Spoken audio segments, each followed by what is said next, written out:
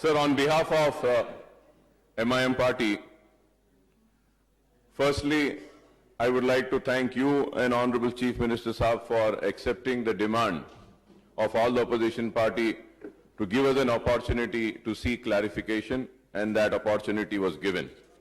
And at the same time, sir, I would also like to thank the Honorable Chief Minister Saab for giving a clear-cut reply and a specific answer to the questions raised by us. And he had also said that he would be giving us a written reply. And to the most important thing was about the clearing of the amount which is due. He had given an assurance that before 31st of March, all the amount would be cleared. I thank the Honorable Chief Minister Saab for giving this assurance. And आखिर में मैं आपको शुक्रिया अदा करने के साथ साथ एक छोटा सा मुतालबा ये जरूर कहूंगा कि जैसे हमारे किशन साहब ने भी अभी कहा है कि जो बच्चों का कोर्स खत्म हो चुका है, चाहे वो एससी या एसटी हो, बीसी हो, माइनॉरिटी वेलफेयर डिपार्टमेंट से, वो जो रेस्पेक्टेड कॉलेजेस है उनको एक लेटर दे दीजिए गवर्नमेंट की तरफ से कि जिनका कोर्स खत्म हुआ है उनके सर्टिफिकेट्स को रिलीज कर सकते हैं. Government in due course of time before 31st will reimburse that fees to the college authorities. ये चीज अगर एक हो जाती है तो बच्चों को काफी सहूलत होगी.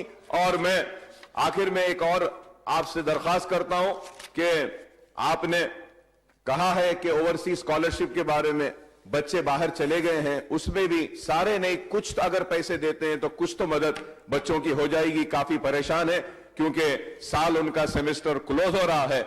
और मैं ये बात भी जरूर कहूंगा कि हर वक्त बेशक मजलिस इत्तेहाद अल मुस्लिमीन हुकूमत से शिद्दत के साथ अपने मुतालबे को रखती है, लेकिन हुकूमत हमारे मुतालबे को कबूल करती है और हमारी बात को कबूल करते हुए अक़लियतों के हर मसाइल को हल करने का संजीदगी के साथ न सिर्फ गौर करती है बल्कि ऐलान करती है.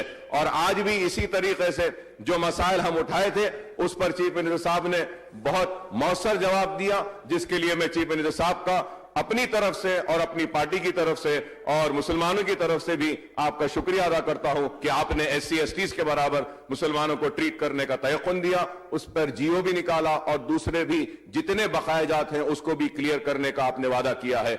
बस यही हम चाहते हैं और इसके लिए आपका शुक्रिया अदा करते हैं.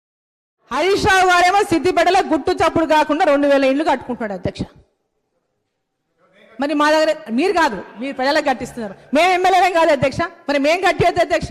మా దగ్గర ఉన్న ప్రజలు ఆంధ్ర ప్రజలు అధ్యక్ష, తెలంగాణ వాళ్ళు కాదా?